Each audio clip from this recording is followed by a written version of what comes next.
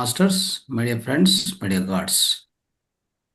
So మనం అద్భుతంగా ధ్యానం చేసి తర్వాత ముద్రల గురించి రావు గారు చెప్పారు. చాలా అద్భుతంగా ముద్రల గురించి వారు ఎంతో పరిశోధన చేసి దాన్ని అర్థం చేసుకొని సో మనందరికి కూడా తెలియజేస్తున్నారు. అయితే ముద్రల నుంచి లాభం రావాలంటే ఒకటే, మనం దాన్ని అభ్యాసం ఎక్కువ చేయాలి. ఏ ముద్ర అయినా కానీ ప్రతిరోజు 48 నిమిషాలు తక్కువ లేకుండా చేయాలి. ఈ పాయింట్ గుర్తుపెట్టుకోండి. ముద్ర నుంచి ఒక లాభం కలగాలంటే రోజుకు ఎంత చేయాలి? 48 మినిట్స్ మినిమం. సో అందాజుగా 50 నిమిషాలు పెట్టుకోండి. ఏ ముద్ర ఎఫెక్టివ్ పనిచేయాలన్నా 50 నిమిషాలు. పొద్దున ఒక 20 నిమిషాలు, మధ్యాహ్నం ఒక 15 నిమిషాలు, సాయంత్రం ఒక 15 నిమిషాలు. ఎంత అయింది? 50 నిమిషాలు అయింది. అలా చేయండి ఎప్పుడు కూడా. ఓకే, అదొకటి. రెండోది ఏంటంటే ఆహారం తిన్న తర్వాత ఒక అర్ధగంట వదిలేసి మీరు ముద్రలు చేయాలి. ఆహారం తిన్న వెంటనే చేయకూడదు. ఒక అర్ధగంట వదిలేసి గ్యాప్ వదిలేసి చేయాలి. తర్వాత ఇంకొక ఇంపార్టెంట్ విషయం ఏంటంటే ముద్రల యొక్క ఫలితం మీకు దక్కాలంటే దాన్ని నిరంతర అభ్యాసం. అంటే ఉదాహరణకు మనం ఒక 21 రోజులను పెట్టుకోవాలి, లేదా ఒక నెల. ఆ నెల రోజులు తప్పకుండా వదలకుండా ప్రతిరోజు చేయాలి. ఏదో ఇలా పెట్టేశాను అలా పెట్టేశాను అంటే అలా కుదరదు. కొన్ని ఉంటాయి, అంటే అర్జెంట్ ముద్రలు ఉంటాయి కొన్ని. మీకు అందరికి తెలిసిందే, కొన్ని ముద్రలు అర్జెంట్ ముద్రలు ఉంటాయి. అవి వర్క్ అవుతాయి, ఖచ్చితంగా వర్క్ అవుతాయి. ఎప్పుడు ఎప్పుడు చేసినా, ఏ టైం చేసినా మీకు తక్షణమే ఫలితం ఇస్తాయి. ఉదాహరణకి అర్జెంట్ ముద్రలు ఏమేమి ఉన్నాయి చెప్పండి. ఒకటి అపాన వాయుముద్ర, వాయుముద్ర కదా. వాయుముద్ర, లింగముద్ర. సో ఇవన్నీ కూడా లింగముద్ర. ఉమ్, తర్వాత ఇంకా సో అలాంటివి అంటే ఈ చెవులో నొప్పి వచ్చింది, శూన్యముద్ర టక్కున పనిచేస్తుంది.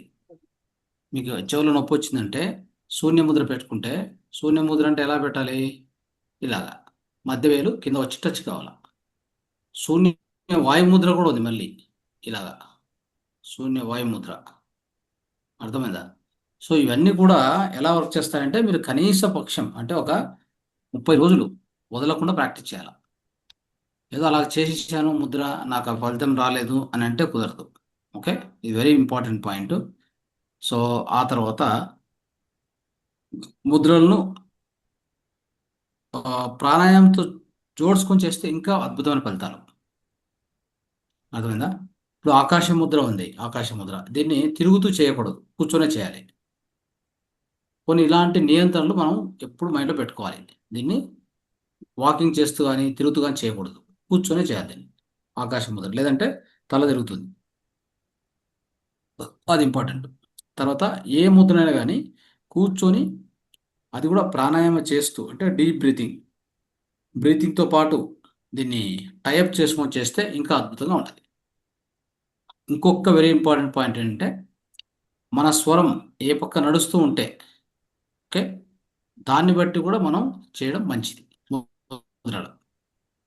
ఓకే, సో అంటే ఇప్పుడు ఉదాహరణకి నాకు ఈ టైంకి ఈ స్వరం నడచాలని ఉంటుంది. అది ఎప్పుడు మీరు పొద్దున్నే స్వరం చెక్ చేసుకొని సాయంత్రం స్వరం చెక్ చేసుకుంటే మీ స్వరం కరెక్ట్గా నడుస్తూ ఉంటుంది. అప్పుడేం ప్రాబ్లం లేదు. లేదు అంటే మనం ఒక టేబుల్ పంపించాం మీకు, ఈ టైం నుంచి ఈ టైంకి ఈ స్వరం నడచాలని చెప్పేసి.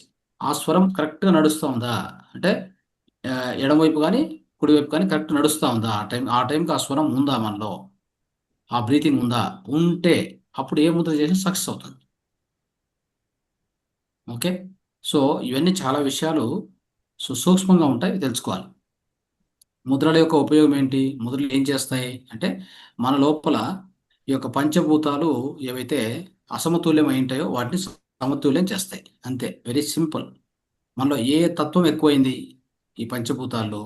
ఈ పృథ్వీతత్వం కానీ, నీరు తత్వం కానీ, అగ్నితత్వం కానీ, వాయుతత్వం కానీ, ఆకాశతత్వం కానీ, ఏ తత్వం అటు ఇటు అయినా కానీ వాటిని సమతుల్యం చేసేటువంటిదే ముద్రల యొక్క పని.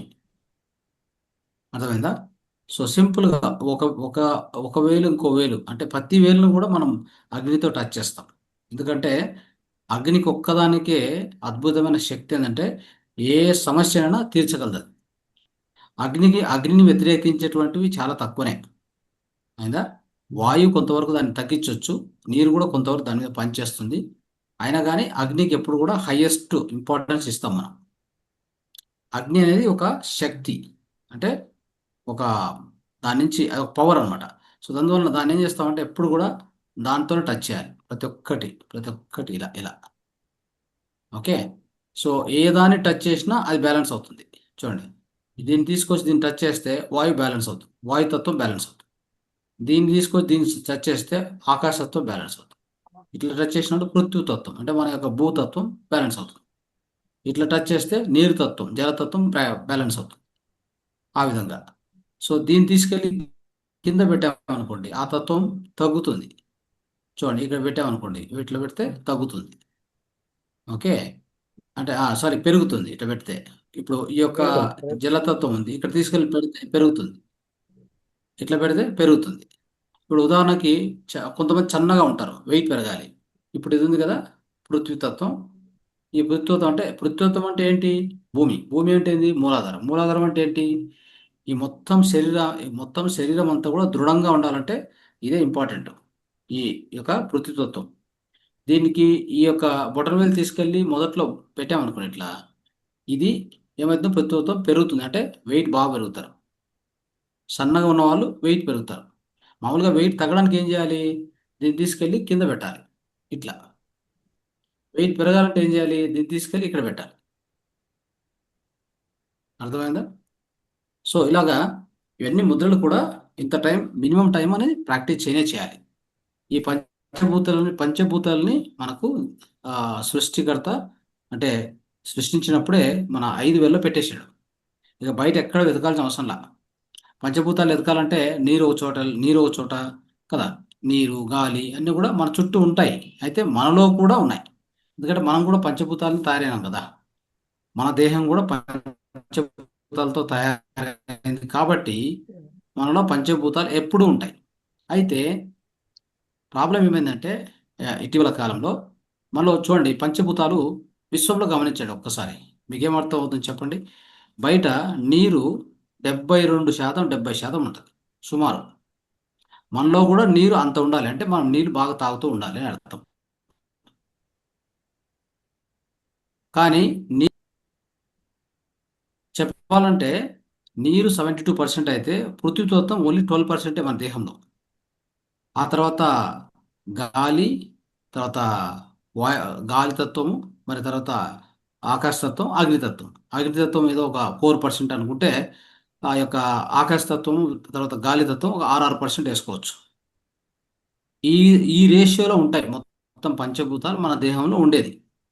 మనం ఏం చేస్తామంటే బాగా ఆలోచించండి, మనం ఎప్పుడు కూడా నీరు ఎక్కువగా లభించేటువంటి ఆహార పదార్థాలు తినం.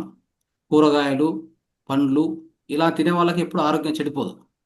ఈ రెండిట్లో కూడా నీళ్ళు దొరుకుతాయి బాగా. మనం ఏం చేస్తామంటే నీరంతా పిప్పి వేసేసి డైరెక్ట్గా మైదా ఆహారము, రైసు, చూడండి ఆలోచించండి, ఇలాంటి ఆహారాలు ఎక్కువ ఎక్కువ తీసుకుంటాం, దాంట్లో నీరు ఉండదు.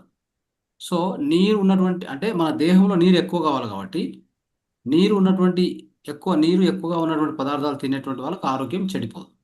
ఎందుకంటే ఆ పంచభూతాలు బయట విశ్వంలో ఎట్లో మనలో కూడా అంతే.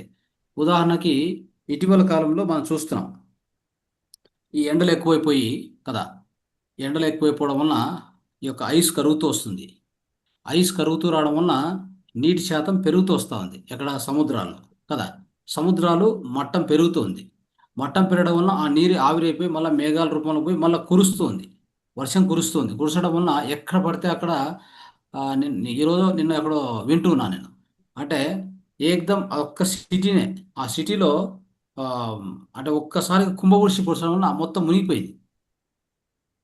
దీని అంతటికి ఎవరు కారణం అంటే పంచభూతాలను అసమతుల్యం చేస్తుంది మనం. అదేవిధంగా అక్కడ పంచభూతాలను అసమతుల్యం చేయడం వలన దాని ఆరోగ్యం చెడిపోయింది. ఇదేని ఆరోగ్యము? ఈ యొక్క మన చుట్టూ ఉన్న భౌతిక విశ్వం యొక్క ఆరోగ్యం, మన నేచర్ అదే ఈ ప్రకృతి యొక్క ఆరోగ్యము చెడిపోయింది అని అర్థం. ఎప్పుడైతే ప్రకృతి ఆరోగ్యం చెడిపోయిందో అది ఊరికే వదలదు. ఆటోమేటిక్గా మనకు దేహంలో కూడా అంతే కదా, నీరు తక్కువైందంటే ఏమవుతుంది? నీరు తక్కువైతే అసిడిటీ పెరుగుతుంది, గ్యాస్ట్రిక్ పెరుగుతుంది, జీర్ణం కాదు, అవునా కదా. మల విసర్జన కాదు, కాన్స్టిపేషన్ అవుతుంది, మలబద్ధకం ఎక్కువ అవుతుంది, నీరు లేకపోతే డీహైడ్రేషన్ అవుతుంది కదా. సో ఈ విధంగా ఎన్ని సమస్యలు, స్కిన్ డ్రై అయిపోతుంది. ఉమ్, సో ఆ విధంగా లివర్ నుంచి వచ్చే బయలు తగ్గుతుంది, బ్లడ్ థిక్ అయిపోతుంది, బ్లడ్ థిన్ కాదు. ఇన్ని సమస్యలు ఒక్కసారిగా బయలుదేరుతాయి దేహంలో. అలాగనే ఈ విశ్వంలో కూడా నీటి శాతాన్ని మనము ఎక్కువ తక్కువ చేస్తే, అలా ఎక్కువ ఉండకూడదు, ఇలా తక్కువ ఉండకూడదు, దానికి ఉండాల్సిన పర్సంటేజ్ మనం మెయింటైన్ చేయాలి. సో అలాగా విశ్వంలో ఎలాగైతే అనేకమైన మార్పులు చోటు చేసుకుంటాయో, అనవసరమైన మార్పులు చోటు చేసుకొని వాతావరణాన్ని ఎలా దెబ్బతీస్తాయో, ఇప్పుడు చూడండి మన మన మన చుట్టూ జరుగుతున్న మన నేచర్లో, ఈ ప్రకృతిలో అన్నీ కూడా ఇంబ్యాలెన్స్ అయిపోయినాయి కదా. ఉమ్. సో వాయువు ఇంబ్యాలెన్స్ అయింది, నీరు ఇంబ్యాలెన్స్ అయింది, భూమిని చెడగొట్టాం. ఉమ్, ఇక ఏముంది ఇక్కడ? దీంట్లో మాలిన్యం కాంతి అంటూ ఏమీ లేదు. అందువలన అలాగా చేసుకోకుండా మన దేహాన్ని కూడా కాపాడుకోవాలి. మన దేహంలో కూడా ఉండవలసింది 72% నీరు, 12% 72, 76 ఉంది. సో 12% భూతత్వం ఉండాలి. ఇంకో 6% ఒకవేళ వాయుతత్వం ఉంటే, ఇంకో 6% ఆకాశతత్వం ఉంటే, ఒక 4% అగ్ని ఉండాలి. సో ఇలాగ తీసుకొని రావాలి. ఈ రేషియోలో మనం మెయింటైన్ చేయాలి. అర్థమైంది కదా. సో ఈ విధంగా చేసినప్పుడు మనకు ఏ రోగం రాదు. ఒకవేళ చేయలేకపోయాము, రోగం వచ్చింది, దాన్ని మళ్ళీ ఆ యొక్క ఎలిమెంట్స్ను మనము ఎక్కువ తక్కువ ఉన్నాయనుకోండి, వాటిని సరి చేసుకోవాలి, సమతుల్యం చేసుకోవాలి. ఈ ముద్రలు మనకి ఇచ్చినటువంటి ఈ ముద్రలు ఫాలో అవుతూ ఉంటే ఆటోమేటిక్గా ఏ ఎలిమెంటు, ఏ తత్వం ఎక్కువైంది తక్కువైంది దాన్ని మరి సరి చేసుకుంటూ వెళ్ళొచ్చు మనం. ఓకే. ఆ సరి చేసుకుంటూ వెళ్ళడం వలన మనకి ఆరోగ్యం మళ్ళీ కుదట పడుతుంది. అది అర్థం చేసుకోవాలి. ఓకే. సో ఇది చాలా ఇంపార్టెంట్. ఆ విషయం గుర్తుపెట్టుకోవాలి. ఎవరో ఫుల్ మూన్ మెడిటేషన్ గురించి అడుగుతున్నారు. ఫుల్ మూన్ మెడిటేషన్ ఈరోజు లేదు కదా. టుమారో కదా రేపు మనం. రేపు. రేపు ఎస్. ఎస్. తర్వాత నారాయణరావు అని ఆయన పదే పదే మెసేజ్ పంపించొద్దు. Okay. Not required. So continuous message పంపిస్తున్నారు ఆయన. Don't do that. Please stop doing it. Okay. ఎవరైనా స్పీకరు ఆయన ఏ సెషన్కి వచ్చినా దాన్ని పంపిస్తూనే ఉన్నారు. కన్నడకు వస్తారు, తర్వాత తెలుగులో ఉంటారు. ఎక్కడొచ్చినా why you send messages again and again. ఏదైనా మిమ్మల్ని అడిగినప్పుడు పంపించండి, లేదంటే సైలెంట్గా ఉండండి దయచేసి. That create some disturbance to other people, the speaker who is speaking. Right. Okay.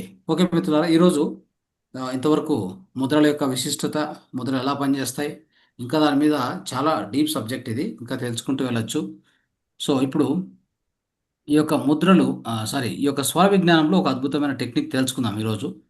తెలుసుకుంటే ఇది అందరికీ ఉపయోగపడే టెక్నిక్. ఇది అందరికీ ఈ వీడియోని నేను పంపించాలి. సో ఎంతోమందికి ఉపయోగపడుతుంది.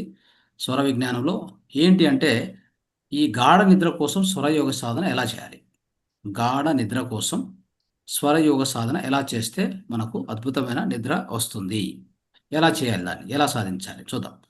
సో స్వరయోగ ఈ స్వరయోగం అనేటువంటిది నిద్ర సాధనలో ఎలా మనకు సహాయపడుతుంది. మొట్టమొదటి స్వరయోగం అంటేనే మన యొక్క శ్వాస నియంత్రణ కదా. శ్వాస నియంత్రణ, నాడీ శుద్ధి, ఉమ్, ఒక శాంతియుతమైన మనసును సాధించడము, మానసిక స్థితిని సాధించడము, దాని ద్వారా గాఢ గాఢ నిద్రకు మనకు సహాయపడుతుంది. సో ఈ నిద్రలేనితనం అనేది మీకు తెలిసిన విషయమే. ఏదో ఒక ఒత్తిడిందా, ఏదో ఒక అనారోగ్యం నుంచి ఎక్కువ ఆలోచనలు ఉండడం వలన, తర్వాత ఇలాంటి మానసిక స్థితి సరిగా లేకపోవడం వలన, ఏమైనా సమస్యలు ఎక్కువైతే, సో ఈ విధంగా, సో మనకు ఏదైనా అనారోగ్యం మన దేహంలో ఎక్కువగా అయిపోతే, అలాంటి సమయాల్లో మనకు నిద్ర రాదు. సో నిద్ర రాకపోవడం వలన ఇటీవల కాలంలో నిద్ర టాబ్లెట్లు, నిద్ర మాత్రలు వాడడం ఇవన్నీ జరుగుతున్నాయి. వాటి వలన ఎప్పటికి కూడా సొల్యూషన్ రాదు. మనం ఫస్ట్ సరి చేసుకోవాల్సింది మన మనస్సును, మన యొక్క మానసిక స్థితిని సరి చేసుకోవాలి.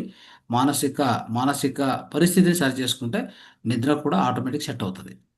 ఒకవేళ అలా లేని పరిస్థితుల్లో, మీకు మీరుగా దాన్ని సరిచేసుకోలేని పరిస్థితిలో, ఈ స్వరయోగం అనేటువంటి దాన్ని వాడుకుంటే ఈ ఇన్సోమ్నియా, నిద్రలేమితనం అని చెప్తాం, దాన్ని ఖచ్చితంగా మనం సరిచేసుకోవచ్చు. అది ఎలా ఎలా సహాయపడుతుందంటే, స్వరయోగం మనం చేసినప్పుడు మొట్టమొదటి జరిగేది హార్మోన్ల అసమతుల్యత అవుతుంది. మన దేహంలో హార్మోన్ల యొక్క సమతుల్యత మీకు తెలిసిన విషయమే. మనకు నిద్ర సరిగా రావాలంటే మనలో మెలటోనిన్ అనేటువంటి ఒక అద్భుతమైన హార్మోను దానికి ప్రధాన కారణం. ఈ యొక్క హార్మోను ప్రత్యేకంగా, సో ఎట్టి పరిస్థితుల్లో కూడా అది తక్కువ కాకూడదు, సరైన స్థితిలో అది ఉత్పత్తి అవుతూ ఉండాలి. అంటే నైట్ మనం పడుకునే ముందు, ఉదాహరణకి మనం తినే ఆహారం కూడా చాలా ఇంపార్టెంట్. సో మనము ఏదైనా అని సో ఈజీగా డైజెస్ట్ అయ్యేటువంటి ఫుడ్ను ఒక 7 గంటలకు తిని 10 గంటలకల్లా నిద్రను స్టార్ట్ చేయాలి. అది కూడా చుట్టూ లైట్లు ఆఫ్ చేయాలి. నేను ఎన్నోసార్లు ఎన్నో క్లాసులో చెప్పాను. చుట్టూ లైట్లు ఆఫ్ చేయాలి. ఏ లైట్ కానీ ఏ electromagnetic devices gadgets electronic gadgets ఏ దగ్గర ఉండకూడదు. బెడ్రూమ్లో ఏ వైఫై రూటర్ కానీ ఇంకోటి ఏది ఉండకూడదు. అలా చేసుకొని మీరు చుట్టూ చీకటి చేసుకొని ఆ గదిలో మీరు నిద్ర స్టార్ట్ చేయాలి. అప్పుడు ఏమవుతుందంటే ఈ యొక్క హార్మోన్ అనేటువంటిది మెలటోనిన్ హార్మోన్ ఉత్పత్తి స్టార్ట్ అవుతుంది. అప్పుడు మీకు కొద్ది చలి చలిగా అనిపిస్తుంది. ఆ యొక్క హార్మోన్ ఉత్పత్తి అయినప్పుడు మీకు ఒక సూచిక ఏమిటి తెలుసా? ఆ మెలటోనిన్ హార్మోన్ ఉత్పత్తి అవుతుంది అంటే బెడ్ మీద పడుకోగానే మీకు సూచిక ఏంటంటే, అద్భుత సూచన ఏంటంటే మీ యొక్క దేహంలో కొద్దిగా చలి చలిగా అనిపిస్తుంది.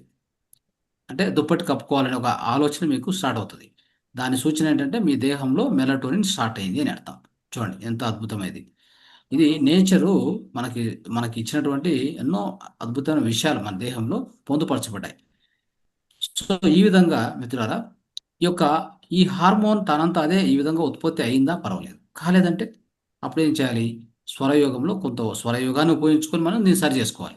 హార్మోన్ యొక్క సమతుల్యతను మనం సాధించాలి.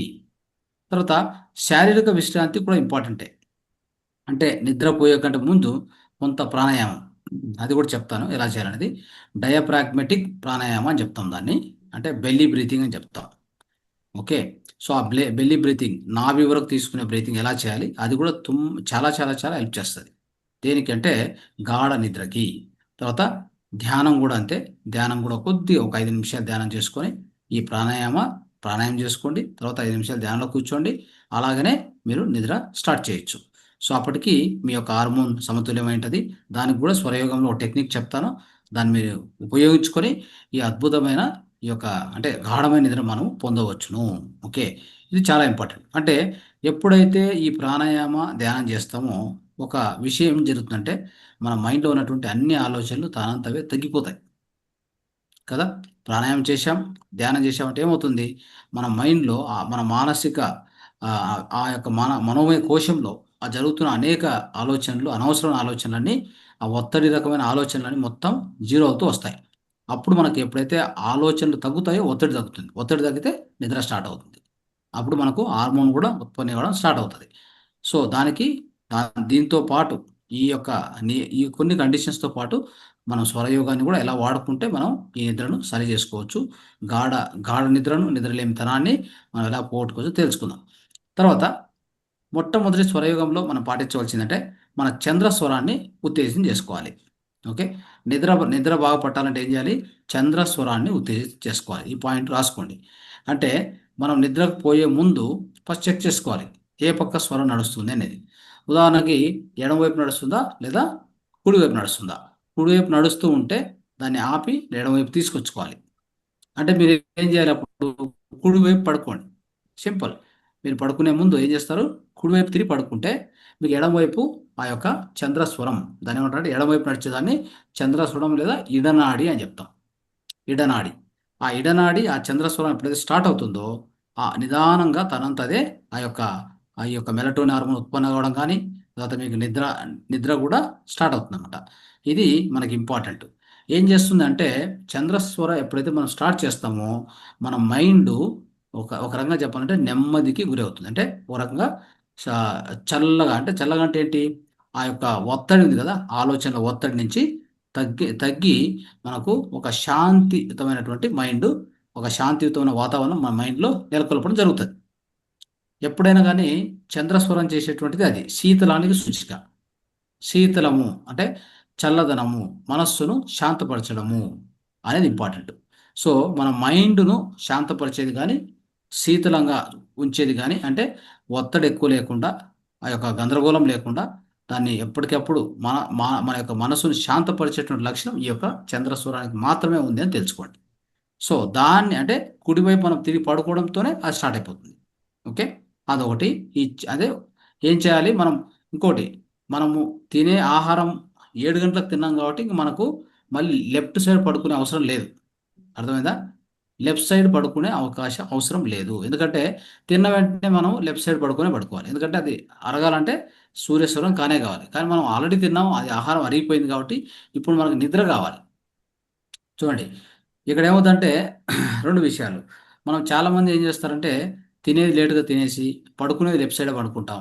అప్పుడు సూర్యస్వరం పనిచేస్తూనే ఉంటది. దాని నుంచి మనకు ప్రయోజనం ఉండదు. డీప్ నిద్ర రావడానికి అవకాశం ఉండదు. అర్థమైంది కదా! సో, కాబట్టి ఈ విషయంలో మనం జాగ్రత్త తీసుకొని ముందుగానే 7 గంటలకు తినేసి 9 గంటలకల్లా అరిగిపోతే 10 గంటలకు పడుకునేటప్పుడు మనం ఏం చేయాలి? రైట్ సైడ్ తిరిగి పడుకోవాలి. అంతే సింపుల్. సో, రైట్ సైడ్ ఎప్పుడైతే తిరిగి పడుకుంటామో మనకు ఏడనాడి స్టార్ట్ అవుతుంది. అద్భుతమైన నిద్రలోకి మనం గాఢ నిద్రలోకి వెళ్ళే అవకాశం ఎక్కువగా ఉంటుంది.